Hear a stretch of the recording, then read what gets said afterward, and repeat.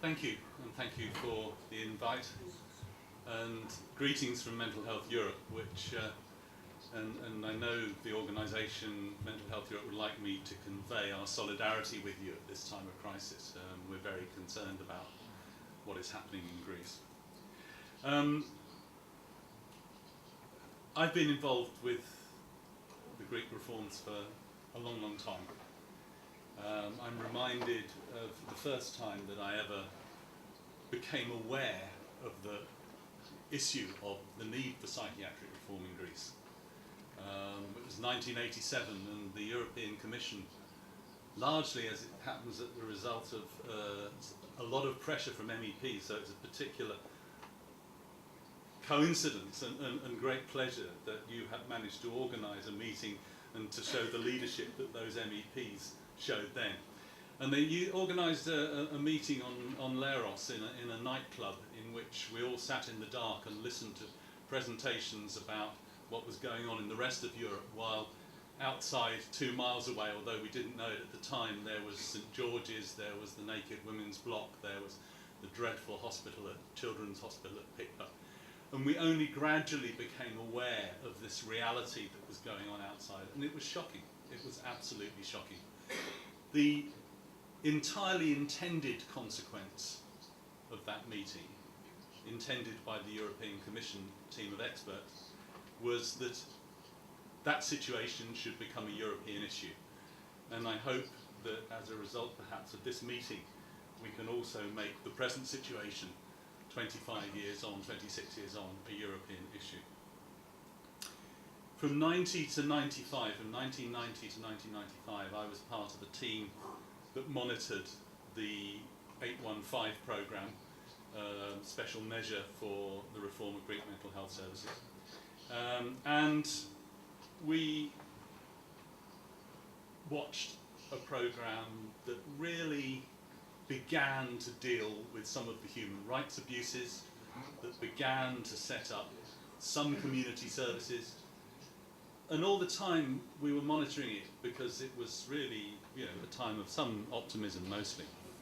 We were aware that the model of services that was being applied was not really one that we were finding entirely satisfactory in our own countries. It was a bit outmoded even then. There were too many smaller institutions being set up, hostels and halfway houses that were halfway to nowhere. But nonetheless, we felt that there were some very outstanding things going on, the mobile team, some very exciting things, and a real mix. And we hoped, this was the big hope, which I'm afraid has been disappointed, we hoped that when the services were there in the localities, that they would grow out into the community, and the community would start to take local responsibility for the management and the financing of those services. And that never happened. And that is the big disappointment. And I will come back to that because Jan made this point earlier. You have to have locally managed services, locally financed services. And my fear is that if you wait for that permission to do that from the Ministry of Health, you'll wait forever. And I think you have to think of other ways perhaps that you can begin to take responsibility and to get that responsibility out into the localities. What I want to talk about has been mentioned before, and I'm going to be quite brief because people have talked about it. But while you have been struggling with all this, many things are starting to change in the UK and elsewhere in Europe. And the whole purpose and role of mental health services is starting to change. And change in not just in the form, but in the way of thinking about them. And I just want to say a little bit about that. We call it recovery, because I think it's a good principle around which to organise and which may have some application for you going forward. So I'm going to look at this as a paradigm shift, talk a bit about it, look at the challenge that this poses, both for individuals and for services and for social cooperatives. I want to say a bit about social cooperative. And then perhaps a few lessons from our experience. The beginnings of a shift towards having a recovery philosophy in the UK has been led really by people who have lived experience of mental ill health, who are not satisfied with only more comfortable institutional living. People who have really said, look, it is our right to lead a decent, normal life, to have access to the things that everyone else has access to. All the kinds of things that our colleague, the legal colleague, was saying this morning. And we don't want halfway houses to nowhere, rehabilitation services that do nothing for us. We need to actually live our lives. We are wasting our lives here. And their demand is the right for an individually self-determined way of life. In other words, for them to decide the kind of lives that they would lead, as for everyone else, as for other disabled and non-disabled people. Because I'm sure it's also apparent in Greece, other groups of disabled people have really taken this on board and have made a difference right across Europe in claiming their rights. And it's now beginning that people with mental health conditions are starting to claim their rights. And once you've accepted that as being important, it becomes then perhaps the most important thing, the organising principle. It becomes what mental health services are there for, which is to support and create the conditions for recovery. And as someone earlier said, you have to therefore be able to say that those conditions should be there for everyone. We know, of course, that not everyone will recover to lead a decent life, but we don't know who that person is. And our duty as mental health professionals is to assume that those we are working with will recover.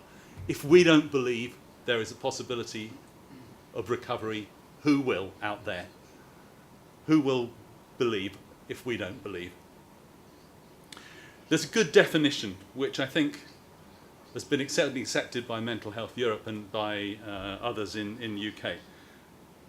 Recovery means an approach which focuses on living well with mental health problems, taking charge of one's well-being and developing a purposeful and socially inclusive life.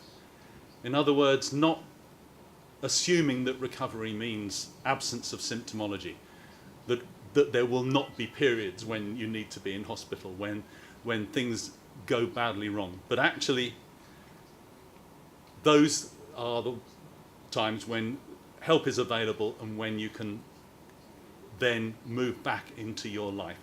And I think that pretty much, firstly, it's a good organising principle. Secondly, it clearly has a great appeal to the people who use mental health services.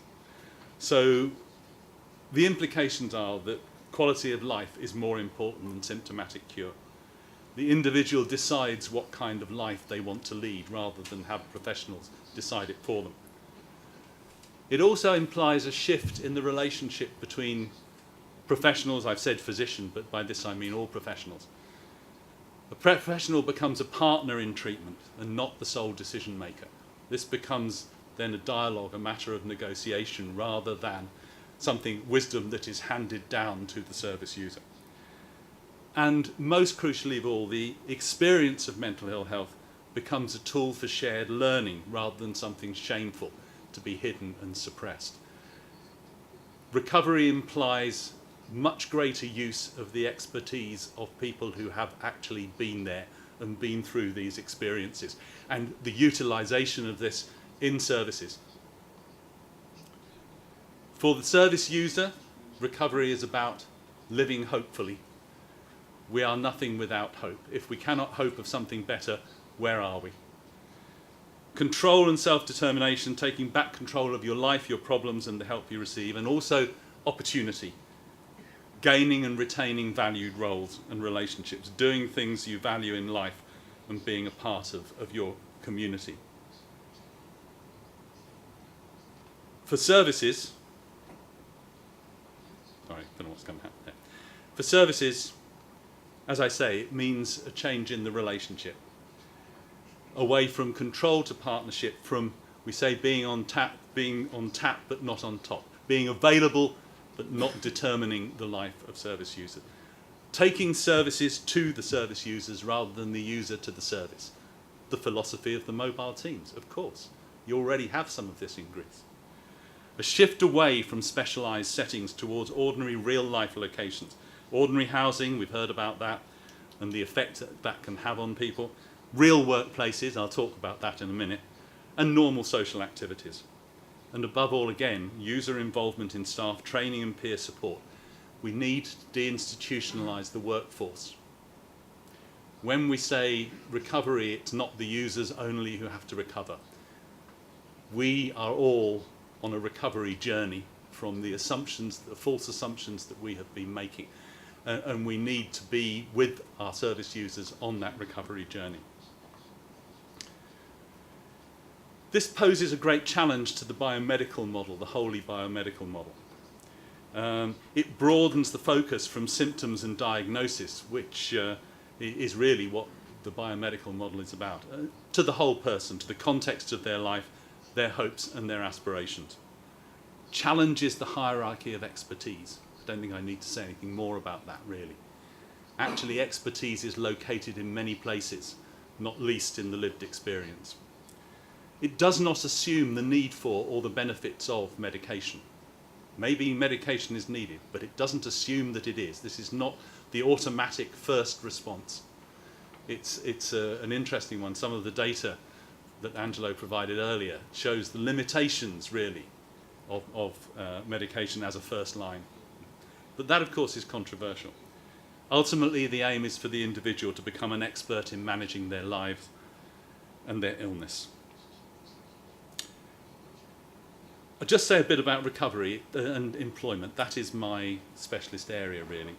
And I'm very familiar with the data on individual placement and support that Angelo provided earlier. There is no doubt that supported employment, supported open employment, place and train is most effective in getting people work and is also beneficial for them in other respects. Employment for many people is the key to recovery. We know there's strong evidence that good work is good for health. We know that unemployment is very bad for health. One of the things, however, that some of the longitudinal studies have shown confirms in many ways some of the things that Jan and Angelo were saying, which is that if you can get someone into employment, then their recovery is speeded up and maintained no end. It's one of the most effective interventions you can make, is to get someone a job.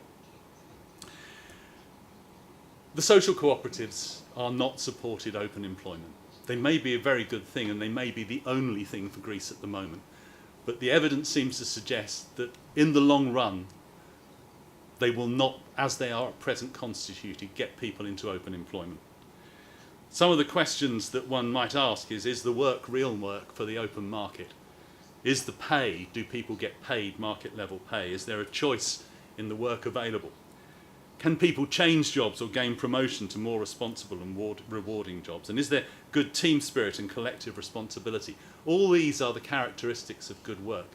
And I think that one might find that some examples of this in Greece, but I think in the generality is that probably the social cooperatives at the moment are largely sheltered workshops, some of them very good sheltered workshops, but largely sheltered workshops. And maybe that's all there is feasible at the moment. The choices are limited. But this won't always be the case, and I think one must take care that when conditions improve, the social cooperatives are able to integrate with the open labour market and not remain as sheltered workshops. I want to say a bit more about that, though, just briefly, because I think one of the things that the social cooperatives are is a legal entity locally based. Now, a social cooperative, a cooperative of social solidarity, doesn't need to just be about work and business. It can be about anything. I'm a member of a housing cooperative myself. A question really for you is, if you're going to actually start to take control locally, are the social cooperatives one option for you to start to get together the forum locally? Because the constitution of the social cooperatives is participative. There is a legal constitution. And it occurs to me that actually, if there were a social cooperative in each of the 58 sectors, which I know there isn't at the moment, but if there were, can that be a forum for starting point for other things as well? It's a question. It's something perhaps to build on. The main message, though, is, I think, as everyone has said, use the crisis to drive innovation. If you haven't got, as Bob Dylan said, if you ain't got nothing, you've got nothing to lose. You're invisible now, you've got no secrets to conceal.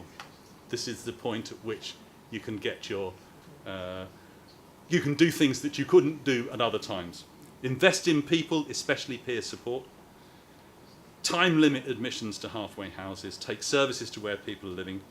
Begin to experiment with open employment, supported open employment, and make no assumptions about the potential of any individual to lead a good life. Thank you.